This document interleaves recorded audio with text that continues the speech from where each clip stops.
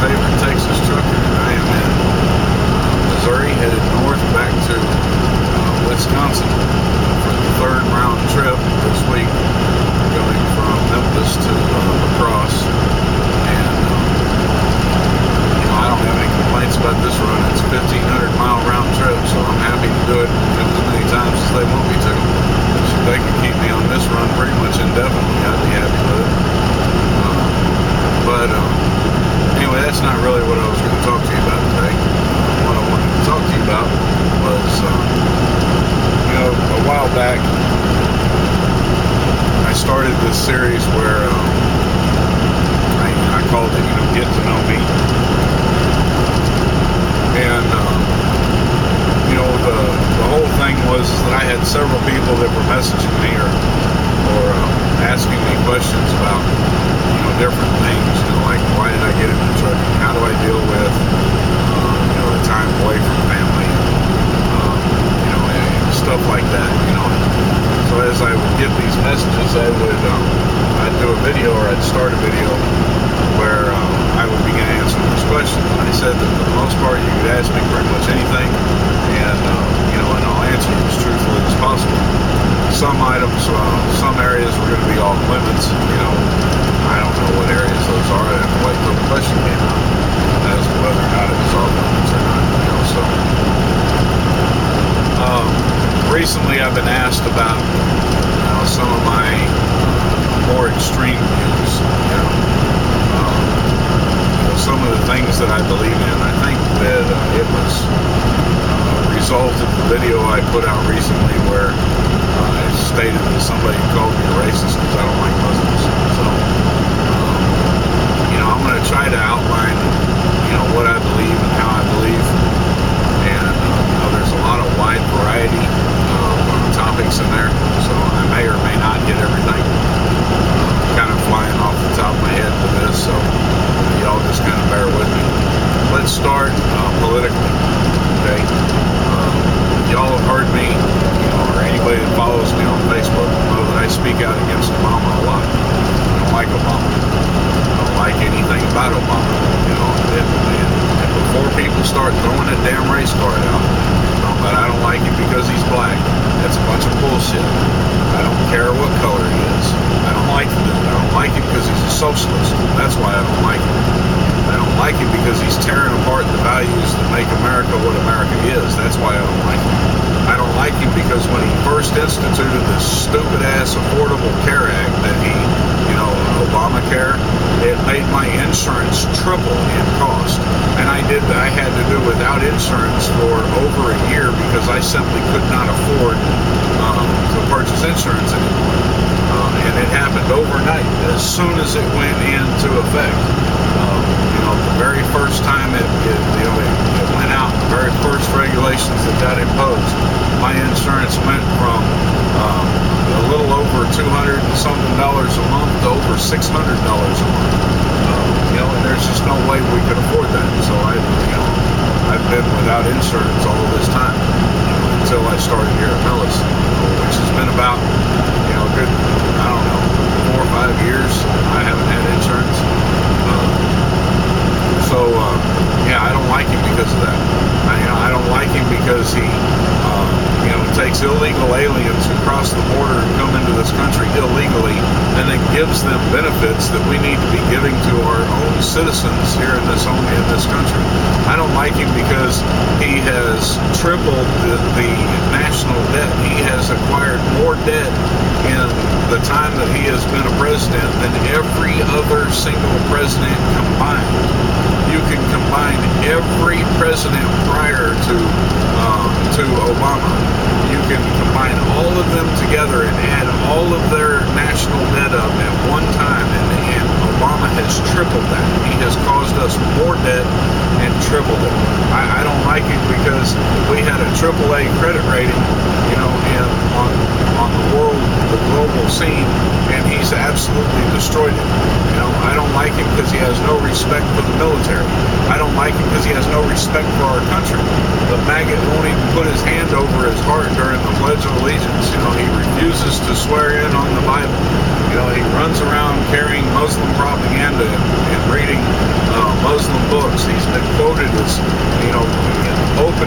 supporting Islam and openly working towards the destruction of what's made this country what it is. That's why I don't like it. It doesn't have anything to do with race. I recently learned about a man by the name of Ben Carson. Ben Carson is a black man. He's a doctor, Dr. Ben Carson. I didn't know anything about him, never heard anything about him. Didn't know who he was, didn't really care. I think he's a Republican, I don't know. But I've read a lot of the things, that he believes in. I've read a lot of the things that he says, and I like that guy. If it come down to a vote where he was running for president, he very well may get my vote. It has nothing to do with race. It has to do with the fact that Obama's an idiot, and I don't like Obama. End of story. All right, but in my political views, like I said, you'll hear me talking bad about Obama. You'll also hear me talking bad about Democrats. I don't particularly care much for most Republicans either. There's things I like about, most people. There's things I don't. Bill Clinton, I didn't like Bill Clinton. I thought Bill Clinton was a piece of shit. I thought he should have been impeached. But I will say this about Bill Clinton. We had one of the best economies that this nation's ever had under him. I can't take that away from the guy. But when it comes down to it, I'm not a Republican, and I'm not a Democrat. I don't even know that I would define myself as a libertarian. I'm more of a constitutionalist, I guess is what you would say. We look at our government today, and if you ask 1,000 different people what type of government that we have, overwhelmingly you will be told that we have a democracy. But that's not what we have. That's not what America was founded on. America was never intended to be a democracy. And you see this word democracy thrown out all the time, even by the social media. The news media, newspapers, even government officials, congressmen and senators. So, it's no wonder that people automatically think that we are a democracy. But that's not what we are. We're not a democracy. We are a constitutional republic. Think about that for a minute. We are a constitutional republic. Here's the difference between a democracy and a constitutional republic. A constitutional republic is based on the rule of law. It puts law into effect, and that law cannot be changed, modified, or done away with. It is the law. The law is the law. The law is what rules. The law defines everything that can happen in the world or in this country. And so within the confines of the law, you have a democratic voice. You can vote Democrat. You can vote Republican. You can vote. And democracy is this democratic process. And we have a democratic process within a constitutional republic. This democratic process says that if a majority of people want something to occur, and if that thing that they want to occur is within the confines of the law, then it can occur. Okay? We voted into place. We voted out of place. If we have something that we want to occur that stands outside of the rule of law, then we either have to vote on the law to define it, or we have to vote it out because it violates the rule of law. Okay? However, a democracy is completely different. A democracy is a mob rule. Democracy says that it doesn't matter what the law states. It doesn't matter what the law wants. It doesn't matter what the law is. If we don't like the law, we'll just vote the law out. If we don't like the way the law is written, we'll just modify the law so that we can update it to today's time. Democracy is mob rule. Democracy says, I'm being oppressed, so I'm going to gather all the people that are being oppressed, and I'm going to vote so that I can oppress the people that are oppressing me. And then, when things get worse, and the other side does the same thing. Democracy is a mob rule. It's whoever can gather up the most votes gets to do whatever they want to do, regardless of the law. And democracy, by its very nature, votes itself out of existence. we're not a democracy. We are a constitutional republic. Fortunately, something has occurred in the history of our people, and we have voted ourselves into a democracy, and we are now voting ourselves out of existence. Constitutional republic states that all United States citizens have the right to keep and bear arms, that it is a right that shall not be infringed upon. Period. End of story. That's the end of it. Okay? But we have infringed upon it. We have decided, by mob rule, we have decided that there's certain elements of people that we don't want to have firearms. And so we have now added a clause to that. We've now stated that, well, now there's other laws in effect that say that, you know, if you meet any of these categories of type of people, that you can no longer have a firearm. So now the whole amendment that states that you have the right to keep and bear arms, and it's a right that shall not be infringed upon, is now not even, it's something that we're on the verge of losing completely. Because now they're saying, oh, well, no, only if you're in a militia, or they're saying only if, you're not a criminal, only if you don't have PTSD, or only if you've never been diagnosed with any kind of mental issue, depression or anything like that, then you can keep and bear firearms. But, it also comes down to, well, you can only have this type of firearm or these type of firearms, and so as mob rule takes effect, we are voting ourselves out of existence. And I think that's something that's going to come and bite us in the ass. I'm not just talking about guns. I just use that as an example because it's a hot topic today. I think that in America, everything should be defined by law. And I don't mean 65-mile-an-hour speed limits. I mean constitutional law. If it doesn't fit inside the constitutional law, then I think it needs to be gotten rid of as a law, period. End of story. And you can agree with me or not agree with me. I mean, that's your right. We still have the right to disagree in this country. It's not going to be a right of ours for very much longer. Before long, we're going to have to go to re-education camps, and we're going to have to learn to toe the line, and Heil Hitler, and whatever else goes on, in communist and Nazi countries, because that's what we're turning into, and that's what we're going to become.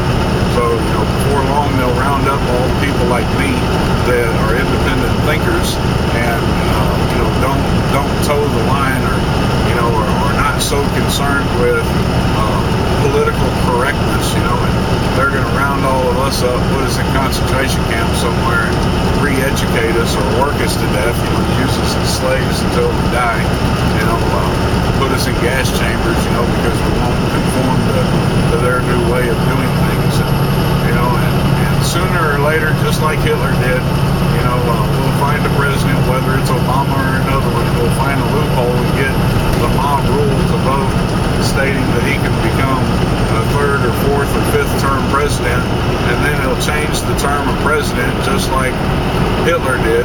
He'll change the term of president, and he'll become some kind of a imperial leader, that you're not ever going to be able to oust, and then you'll just have to, deal with whatever it is that he wants to do. And that's what the world's coming to. I mean, we are on the verge of becoming a communist country, and that's just the way it is. So, yeah, there I am political. You got me political. Right? And again, you ain't got to agree, I'm also one of these guys that believes that the world's going to come to an end. And when I say the world's going to come to an end, I don't mean it's going to blow up in little bitty pieces and become an asteroid field out in outer space. I mean that the world that we know, the world that we're comfortable in, the world that we've grown up living in, and all the rules that we've come to learn about how to interact in society is all going to come to an end. The world that you're driving through today, the world that I'm driving through today, ain't going to be here before too much longer. I don't know how it's going to happen. Maybe it's going to be disease, or maybe it's going to be this Ebola virus, or maybe it's going to be a nuclear war, or maybe it's going to be some jihad terrorists coming and blowing up all the major cities, and all the big countries around so that they can take dominance and control. Maybe it's going to be an invasion from another country, or maybe it's going to be a solar flare that wipes out the power grid, leaves the whole world, at the mercy of nature. Maybe it's going to be a billion different things. I can sit here and lay out scenario after scenario after scenario until I just can't think anymore. There's so many possibilities that could occur, and I believe that we're on the verge of them occurring. I believe that it's going to occur in our lifetime, and I believe it's biblical. I also don't believe that we've interpreted the Bible correctly. I don't believe that we even really have a clue what's going to happen. Most biblical people think that this end times is going to occur over a period of 7 years. I don't agree. I don't agree with it. I don't think that they're going to be prepared for what really does happen. If you're a biblical scholar, you know that 7-year period of time is based on Daniel's prophecy. Right? It's not based on Revelation. It's based on Daniel's prophecy and working with Revelation in order to try to merge the two of them together. And even biblical scholars can't agree. But the thing is they had these 70 weeks, and 69 of them have already passed. The 70th week, they think is going to be 7. The 70th week they think is going to be a 7-year period of time. Why 69 of them took 8,000-9,000 years to pass, and then the last week is only going to be 7 years. I don't know where they get that or how they figure that out. I don't agree. I think it's going to be a lot longer of a period than you think. And those people that think they're going to be raptured up into heaven before any of this stuff happens, I think you've got a pretty rude awakening coming yourself. That's just my thoughts. I've got a degree in biblical studies, but that doesn't mean that I know what I'm talking about. There's a lot of biblical scholars out there that are a lot smarter than I am, who don't agree. So, I'm definitely not saying that, I have any kind of authority in there to think those things that way, but, hey, that's how I feel, and that's what I think is going to happen. That's the deal. I think that Christianity has strayed very, very, very far away from what Jesus Christ intended on this earth. I believe that the modern day church is a hypocrisy. I believe that the people that represent the modern day churches are in it mostly for their own benefit, whether it's fame, fortune, pat on the back. I don't know what their reasons are. I mean, everybody's got their own reason for wanting the limelight. But I think that if Jesus Christ were to come down here in this world today, I think he would treat the modern day Christian church the same way that he treated the synagogues when he came 2,000 years ago. And I think that a lot of pastors and a lot of congregations would be in for a pretty rude awakening. He wouldn't want to be going to their potlucks. But that's my view. That's how I feel. I think that most Christians today really need to get back to basics and need to kind of remember what it is that God called them to do. And I don't think they're going to do that, because I honestly don't think that most Christians today even have a relationship with God. I don't even think they know who God is. Recent study, well, it ain't so recent now, it's about 5 years old, stated that only about 4% of the people who are in church on a daily basis or on a weekly basis have an actual relationship with God. Pretty low statistics, and I tend to agree with it. I've seen it myself. It's one of the reasons I left the church to begin with. It's one of the reasons I walked away with it. So, yeah, there you got me on religion. I'll go one step further on religion. I've already said this before, so I'm going to stir the pot again. In this case, I'm pretty much unyielding and unbending. I don't like Islam. Right? I've got more tolerance towards people who are pagans and people who are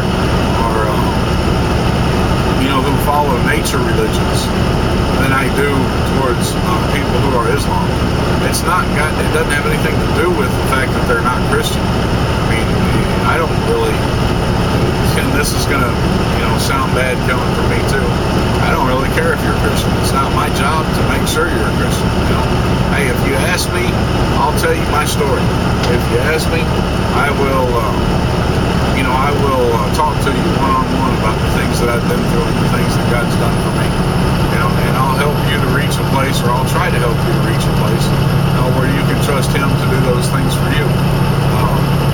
If that's what you really want, I'm there for you. But if you choose not to be a Christian, if you choose not to follow God, if you choose to follow another religion, I don't care. That's your business. I'm not going to lose any sleep over it. It's between you and God what you believe and what you don't believe. It's not my place to pound it down your throat. It's not my place to dictate what you believe or even try to dictate what you believe. Okay? That's not my place. I don't care. So if you want to, if you're a pagan or a Wiccan or any kind of the nature religions that are out there, more power to you. You know what I'm saying? I don't agree with you. I think you're wrong. I think you're going to find out the hard way. But hey, I'm not going to hate on you. But if you're a Muslim, you can chalk it up. I ain't got nothing to say to you. Nothing at all. Period. It's just the way it is. You don't have to like it. You don't have to agree with it. Muslims are cutting children's heads off and putting them on stakes in the street. Muslims have been killing people for years because they're Christians, raping people for years because they're Christians, incarcerating people for years because they're Christians. They hate Christians with an unbridled passion. They are actively working for the destruction of the United States of America. They are our enemies. I have nothing to say to them. I have no tolerance for them. I have nothing to do with it. If you're a Muslim, the best thing for you is to just avoid me and I'll avoid you. We'll stay away from each other and we'll all be fine. I'm not going to go out of my way to make your life miserable. You don't go out of your way to make my life miserable. We'll both be happy. All right. So now you've got me on religion. All right. That's where I'm at on religion. On life. Well, it's a tough one, because we're all different people, and we all go our different directions our own way. I got friends out there that I don't agree with how they do things. I'm sure they don't agree with how I do things, but we're still friends. We still get along. We still wake up each morning, put our pants on the same way, and we still go about our jobs, and I support them and they support me because, we're friends. Doesn't mean I have to agree with them, but it's hard for me to say, how I interact with each individual person, because hey, I don't know. It all depends. I've been called a racist, and I'll state it again. Race, the color of your skin, has absolutely no influence whatsoever on how I interact with you in any way whatsoever. I don't care what color you are. I don't care if you got almond-shaped eyes. I don't care if you have round eyes. I don't care if you have black skin, brown skin. I don't care if you have yellow skin, purple skin. I don't care. None of that makes any difference to me. I don't care if you were born in the Bronx or if you were, born in the suburbs. I don't care if you're rich or if you're poor. The only decision, that you have, or the only thing that you exhibit that will make any influence on what I think about you is how you act. If you act like an idiot, I'm not going to like you. I may ignore the fact that you act like an idiot and still go out of my way to help you, but it doesn't mean I'm going to like you. I'm not going to kick you to the curb because you act like an idiot. Maybe I could have some influence on you. Maybe you won't act so much like an idiot. I don't know. Each person is different. Each person has reached the path that they've reached, in a different manner. So for me to talk about, how I feel about everybody around me, in this life, I can't do that. God brings people in your path. Some are there for a short time. Some are there for a long time. Some are there to help you, and some are there for you to help. Some are there for you to learn from, and some are there for you to teach. Some are there, to just have a positive influence on you, and some are there for you to have a positive influence on them. Some are there because they're hurting and you've been through something that they've been through, so you can help them. Some of them are there because you're hurting. There's so many variables that deal with why people are in your life that I can't really tell you how I treat everybody around me. I will say this: I try to be the best person that I can be. And I try to reach out and help as many people as I can help. I've been asked why. The reason why is because I didn't used to be a nice guy. I used to be on the wrong side of the law. I used to be a screw up. I used to be a real hateful, angry person. I used to be a pretty violent person, and I walked away from that. In 2001, I walked away from all of that. I just turned my back on it, and I decided that I was going to be a better person. And so for me, it's kind of my way of paying the world back for being such a dick when I was young. It's my way of trying to say, hey, I'm sorry for the person that I used to be, and show the world the person that I am. And so I try as hard as I can to be the best person that I can be towards anybody that asks for help. And it doesn't matter to me where you come from. It doesn't matter to me what you've been through. It doesn't matter to me what you look like. The only thing that matters to me is that if I can help you, I'll help you. If you act like a dick, then I'm going to walk away from you. Right? Just because I don't have to put up with that, I'm not going to put up with it. So, my view on that is, it's not the golden rule. I don't treat people the way I expect them to treat me. Because if I think you're a dick, I'm going to walk away from you, and I'm not going to deal with you at all. Period. I guess it's more of I treat the world the way I wish the world would treat other people. Period. It's not just me; it's everybody. There used to be a time when I think we were decent people. I'm talking about the world. The world used to be decent people. But today, nobody cares about anything but themselves. And don't get me wrong. There's a part of me that doesn't care about anything but me. I'm not trying to say I'm a good guy. I'm trying to say I'm an imperfect human being trying to be better. So anyway, you got me on life. That's my view on life. And I'm gonna go ahead and cut this one short. This didn't have anything at all to do with trucking. And that's fine. If you got a question about me, you want to know something about me, then feel free to ask. If the videos that I've put out on trucking have been any kind of an influence on you, and if you've chosen to come with Millis and gotten accepted, then please, give them my name and my truck number, 2091. Stephen Neill, truck number 2091. Use me as your reference. It'll help me out, and I definitely do appreciate it. All right, y'all take care. Peace out.